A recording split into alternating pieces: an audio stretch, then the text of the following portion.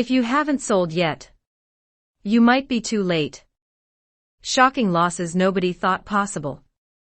Over the past several years, Canada's housing market has shifted sharply from hype to hardship. According to BMO Capital Markets, signs now suggest that Canada's real estate cycle isn't a looming bubble but one that already burst.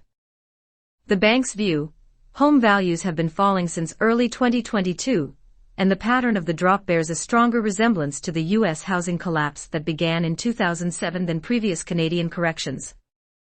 The bubble is already unwinding. BMO senior economist Robert Kavcic states that many watchers search for bubbles in equities, but few look harder at real estate, yet Canada's is already unwinding. The idea of a bubble generally implies overvaluation followed by a forced reset. For years, defenders of Canadian real estate argued that the market was still undervalued or justified by fundamentals. Today, that defense is losing traction. Home prices in Canada, particularly in Ontario, began declining from their peak in early 2022 and never really recovered. Kavcic draws parallels between Canada's current fall and earlier episodes, the housing correction in Ontario in the 1990s, and the U.S. collapse after 2007. He argues that the current trajectory reveals that excessive optimism and speculation had distorted valuations. A graphic included in the article shows how the current slide in Ontario's housing prices tracks more closely with the U.S. pre-2008 decline than earlier Canadian downturns. That parallel is striking because Canada was still adding population. In fact, record levels of immigration and internal migration were at their peak in 2022 to 2023, yet prices continued downward. That dissonance suggests that weak demand, or overhangs, cannot be blamed solely on demographic stagnation. Kavcic notes that if the current slope continues, Canada could require 5 more years of recovery, shorter than Ontario's 1990s cycle, about 8 years, but still lengthy. Meanwhile, the U.S. crash was sharper, which also enabled a quicker recovery in some respects, because affordability was restored more aggressively. The article warns that this is not just an Ontario problem. Since Ontario dominates a large share of Canadian economic activity, roughly 40% of national GDP, what happens there will tend to spread impact. If the correction evolves in regions beyond Ontario, the narrative of only some markets are weak will unravel. What created the boom, and why it's hard to replicate? Part of BMO's caution stems from the belief that the housing boom was not built on sustainable foundations. The market surge came from a rare collision of factors. Surge in millennial home buying demand. Extraordinary levels of immigration and migration. Very loose global liquidity. Ultra-low interest rates. Already elevated valuations. Speculative behavior and market psychology. That mix is unlikely to reappear. That means expecting a return to the boom years simply via rate cuts or stimulus is overly optimistic. According to Kavcic, recovering from this downturn will require a reset in affordability and investment incentives, not just monetary intervention. The often-evoked scenario of lower interest rates will resurrect the market faces a hurdle.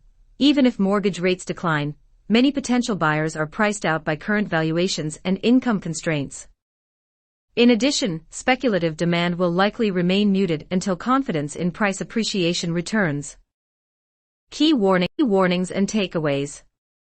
Slump already in motion, not a distant risk.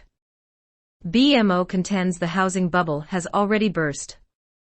Falls in Canadian home values began in early 2022 and have persisted through 2025.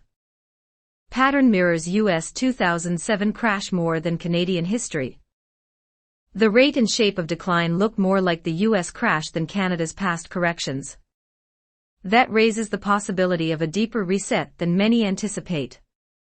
Recovery likely to take years. BMO projects that rebuilding the prior valuations may require multiple years of gradual gains. The market isn't expected to snap back quickly. The boom was unique, replaying it is nearly impossible. The conditions that drove the surge in home prices combined in a rare way. Reintroducing them in full: strong migration, loose monetary policy, speculative euphoria, is not a realistic near-term scenario. Ontario leads and influences risk broadly. Because Ontario accounted for such a large portion of the speculative demand and valuation highs, its downturn may act as a harbinger for other provinces. Policy or rate changes alone won't restore prior valuations.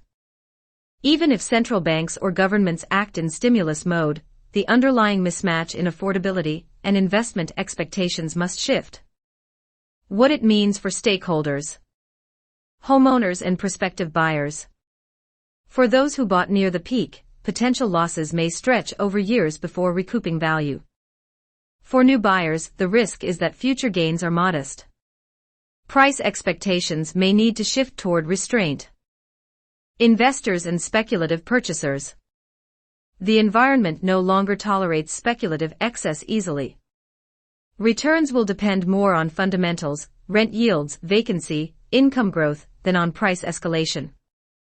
Lenders, insurers, and financial institutions. The weakness in the housing sector could pressure mortgage delinquencies and loan defaults, especially among high-leverage borrowers. Loan underwriting standards may tighten further. Policymakers and central banks. Any interventions will need to consider structural constraints, income growth, housing supply, immigration, and demographic trends. Monetary moves alone may lack potency. Regional markets beyond Ontario. Those markets that had been supported by spillover demand or speculative flight may come under pressure if the decline in Ontario deepens. Caution and uncertainties. BMO's argument rests on assuming the current decline maintains its pace. If external shock or stimulus reintroduces optimism, the fall could moderate or reverse prematurely. In addition, regional variation remains large. Some markets may outperform or lag others based on local supply, job growth, and migration. Better Dwellings article also points out the resistance from some quarters. For example, Canada's state-owned mortgage insurer has argued that this time is different. The article suggests that such appeals to exceptionalism tend to hold more sway in sale pitches than in long-term market reality. If you found this video and information useful, please smash the subscribe button and hit the notification bell so we can keep providing you with timely information you can apply on a daily basis.